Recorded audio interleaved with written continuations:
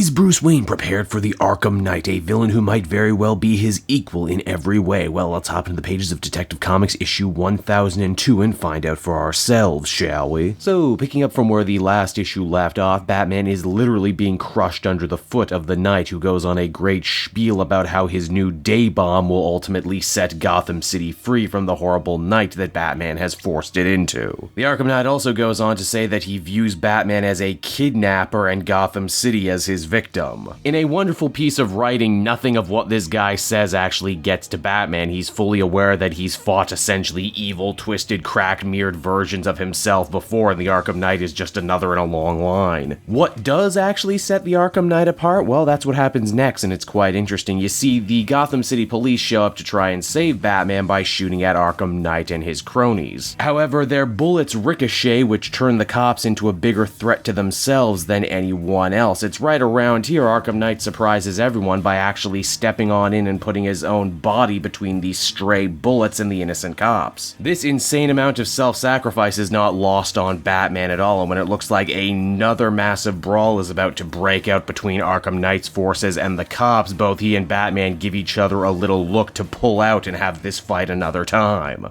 Of course, Batman's gonna have a hard time making it to that fight. He's so beaten up and filled with arrows, it's actually Gordon who has to drag him to the Batmobile and send him home. Aw, what a good guy Jim is. You gotta love little moments like this. Back at the cave, Bruce starts doing all sorts of experiments on the arrows, discovering that they're actually made of the very same polymer that his suit is. This means two very important things. One, the Arkham Knight must have an amazing amount of resources, and two, he really must know his Batman to be able to create arrows that would puncture his suit when it's meant to stop bullets. It's around this time too we discover that Damian Wayne is actually overhearing all of this in the cave right now. We've actually seen very little Batman and Robin team-up stuff in the last little bit, so I like to imagine that Damian just stopped on in to do his laundry and make some phone calls. Damian sees that his father is hurt and actually agrees to help out on this Arkham Knight investigation, going to look at some wreckage from the day bomb explosion. That seems incredibly helpful and good-natured of Damian, and not at all like the Damian Wayne we've been seeing in the Teen Titans book recently, the one who started up a black site prison to torture criminals. I would say that this ignores a lot of canon, but then again, Glass's version of Damian Wayne Robin ignored all the Tomasi canon and growth from Batman and Robin to Super Son, so I'm fine that, he pays it back here. Damian goes full-on scuba assault mode to try and assess some of the wreckage from the day bomb. However, it seems that the Arkham Knight and his forces were ready for a situation like this, and because of that, they have a bunch of frogmen ready to ambush him. Damian fights valiantly as always, but in the end, he's knocked unconscious and taken back to the Arkham Knight's base of operations, a kind of strange museum to Batman complete with needlepoint. By Trigun, how many grannies did he have sitting around making that for him? Arkham Knight harangues Robin for a little bit, trying to give him the same sales pitch that he gave Batman, that he is a creature of the light and that Robin's work in the daylight, and because of that he should join him. And in fact, Arkham Knight seemed really convinced that Robin was going to join him because he built him his own medieval-style Robin suit. Obviously, Damian isn't having any of this crap, and the second the Arkham Knight leaves him alone, he formulates a plan to escape. After a quick reenactment of the Shawshank Redemption, wherein Robin climbs through miles worth of pipes, he ends up coming face to face with the Arkham Knight's prison holding cells, where it would seem the Arkham Knight has already made good on his promise to clean up the city streets by locking up Gotham's biggest supervillains, which I'm sure makes Damian super jealous because he had that idea first, damn it. How dare a villain remind me of how villainous the thing I've been doing is, damn it. If nothing else, Arkham Knight is impressed with just how far Damian is willing to go to escape, and because of that, he's going to have to up his game too to try and convert him to his side, including unmasking. And it's on that note there that the comic comes to a close. So that was Detective Comics number 1002, everybody, and I gotta say this arc continues to be really consistent. Tomasi, in my mind, really shows off all his years worth of experience in this story. He knows that as comic readers, we've seen dozens of different evil Batman come and go, and that you really gotta try that much harder to make that concept interesting again. Whether that be building up an actually pretty worthwhile who is the real identity mystery, to give the Arkham Knight a little bit more depth by having him do things that your regular cracked mirror Batman just don't. But by far my favorite thing that's actually done this issue is how Tomasi goes out of his way to include Batman's supporting cast. Gordon is helpful, the cops are helpful, Alfred is helpful, heck, even Robin is helpful for the first time in a long time. Batman is great, but he's one part of a much bigger universe, and he doesn't do it alone. Overall, I'd give this one another 8 out of 10. Very satisfied with how it turned out.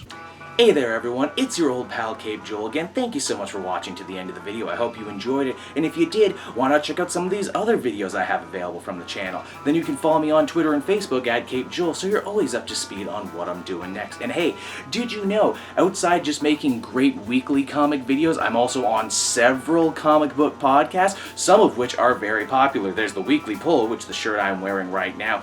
That one goes every other Tuesday. Then there's the Elseworlds Exchange over on the Comic Pop channel. That's every Wednesday around 3 to 5, give or take. And then how could I possibly forget the Comic Multiverse, the show hosted by myself and Matt of Fortress of Solitude. That one goes live on this channel every Wednesday at 8, and also SoundCloud and iTunes later on. Be sure to check out and subscribe to those if you haven't already. I assure you, you won't be mistaken.